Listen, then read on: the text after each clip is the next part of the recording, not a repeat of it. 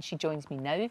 The Happy Birth book. Is it possible to be happy and whilst giving birth? Yes. I'm just recovering from the shot of us in our swimwear there. Just to clarify, you need to be very careful what you put on Twitter because it might end up on. And we looked like we had matching bikinis. That was accidental.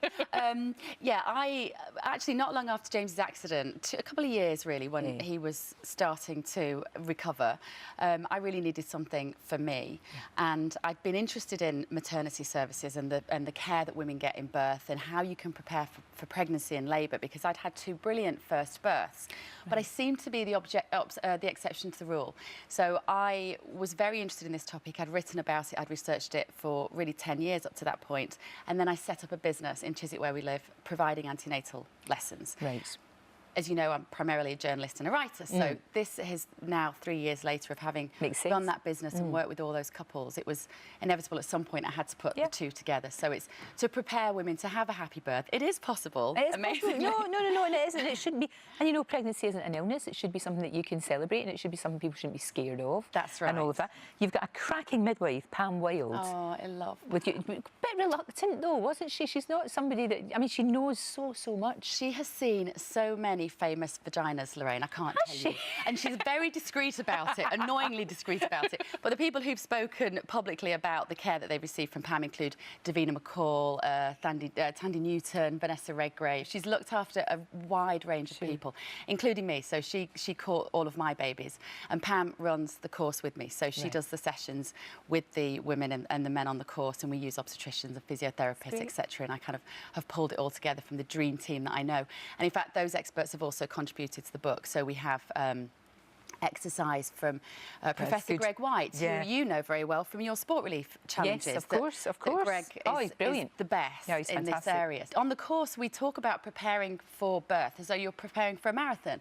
We talk about get ready physically, mentally, practically. You wouldn't approach any physical endeavour without getting yourself completely prepared. Very true. And yet so many women, we're kind of conditioned to just rock up to the hospital or the birth centre and just keep your fingers crossed that everything will be all right. But it's kind of taking control a little bit as well. Yeah, it is, because we know that women who have, and we know that postnatal depression is on the rise, that post-traumatic stress after birth is on the rise. 9 out of 10 women are giving birth with a midwife they've never met.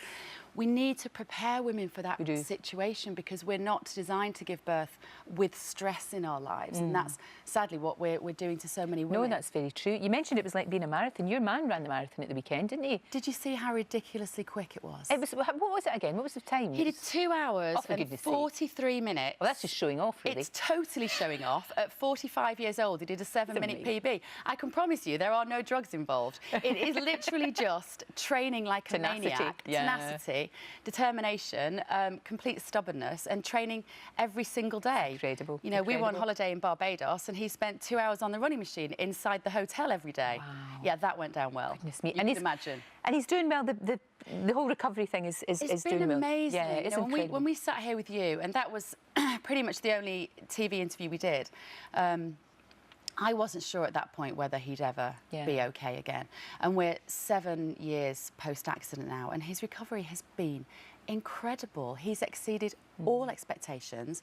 You know, I can honestly say that he's back to being himself again. He's back to being James. He's actually a bit nicer than he used to be. And I think that might be because maybe he's had a perspective check. Maybe, you know, and I spend a lot of time reminding him about what's important in life, and that maybe these crazy challenges are not be all and end all. Although, is he not going to be standing as an MP? Is he going to try and stand as an MP? Well, this is, as you know, I've spent a lot of my life kind of standing in the background and rolling my eyes at the things that James does. And when he said he wants to go into politics, I thought, well, you must have had a bang on the head to want to do that.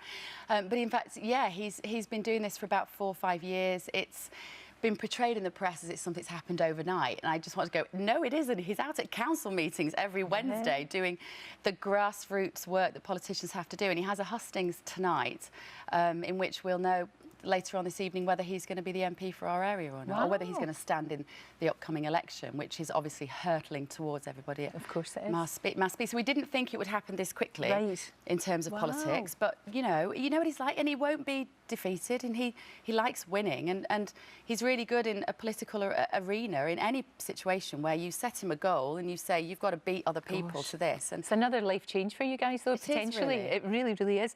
The Happy Birth book is out tomorrow. Tomorrow. Yeah. Good luck with it. It's really. I wish I'd had this when I, 22 years ago when I had my baby. I really do. It's build up about pregnancy and being well in pregnancy and the birth, and then it's about the first, roughly the first 6 weeks of having a baby and what you can expect in that time. So, fantastic. And it's A to Z, so it's easy to dip into, which I think was really important. Absolutely. You don't want to sit down and necessarily read chapter after chapter when you've not got much time. Leave it in the loo. Beverley, thank you. Good idea. That's where all the best books should be.